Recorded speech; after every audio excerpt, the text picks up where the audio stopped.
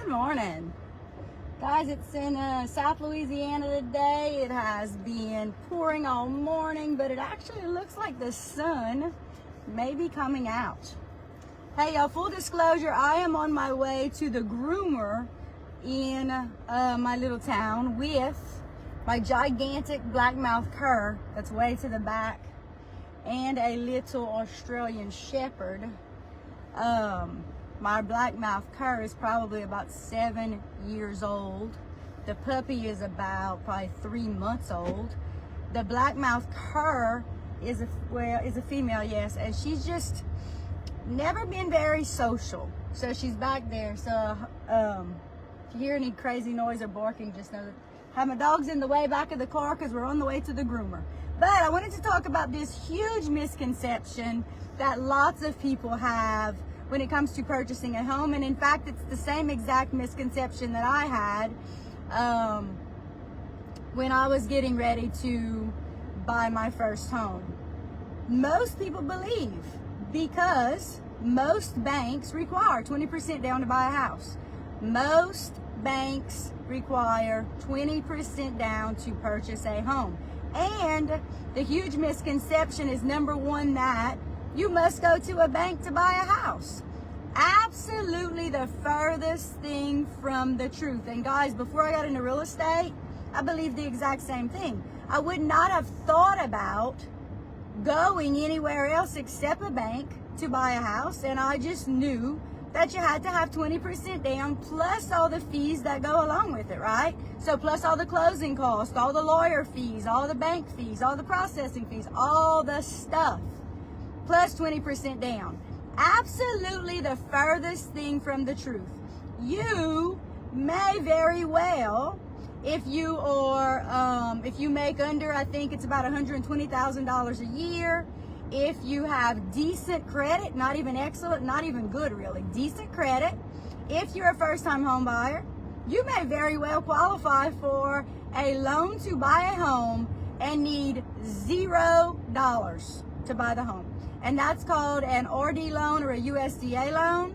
You are required nothing to buy the house. Absolutely nothing. And if you have a great realtor on your side, they will negotiate for you that the seller pays all of the closing costs, which means you absolutely need $0 down. Now, you have to have decent credit.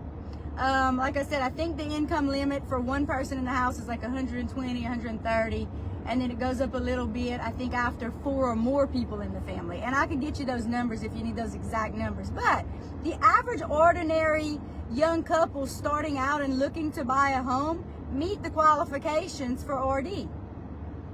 If you're a veteran, it's 100% financing no matter what you make, no matter what your income is. If you're a veteran, active, retired, either one, you qualify for 100% financing if you're a veteran. Number 3, if your credit sucks, you can get an FHA loan and you need 3.5% down. Still nowhere near 20% down. Nowhere near 20% down. In fact, I've closed now probably close to 350 transactions, and I can count on one hand the number of people who have chosen to put down 20% or more down on a home. There just aren't a whole lot of people out there, number one, that have a whole lot of money in savings. Number 2, want to take that money and put it down if they don't have to. If you have the 20% down and you don't want to put it down, save that money in case of an emergency or any repairs that need to be made once you move into the house, for just anything that comes up. Save your money, right? Another loan is a conventional loan. So if you're a first-time home buyer and you have great credit, you can qualify for 3% down on a conventional mortgage.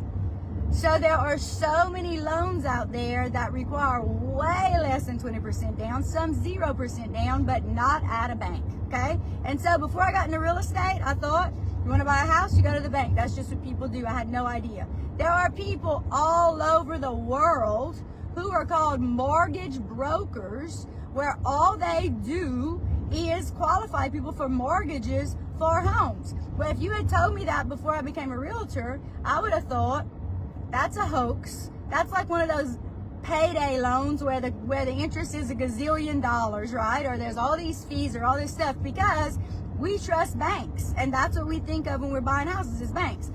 Mortgage brokers are amazing. They can shop the rates and get absolutely the lowest rates. Most of the times they can beat a bank rate. They beat the fees. And a huge perk is that they pretty much work 24/7. They're not sitting at a bank and they don't have banker's hours. The great thing too is they are like me. If they don't close the deal, they don't get paid. So they are very motivated to close loans, just like I'm very motivated to close on houses. They're very motivated. So they're called mortgage brokers. Some people call them lenders. They're very similarly the same, one and the same. But another thing is this. I would say probably 90% of them, I'm looking for an address while I'm talking, y'all. They will give you their cell phone number, which means you are at their disposal. They are at your disposal. You can text them, you can call them, you can ask them all the hard questions any day of the week. The difference between a mortgage broker and a lender and a bank is this. A bank, I find, dealing with most banks, and not all, there's an anomaly every once in a while, but most banks, they're just not in a real big hurry to close the loan, because that lender or that person at, I need to turn around, I missed my turn.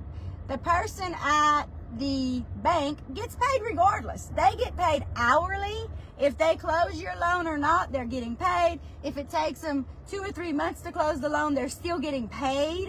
Whereas a mortgage broker or a lender, they are in a hurry to get it closed because they don't get paid until they close it, okay? So there are so many perks to working with a mortgage broker or a lender as opposed to a bank. Now, I'll tell you, Abbeville Building and Loan, not Abbeville Bank, not Abbeville Trust, Abbeville Building and Loan is located in Abbeville.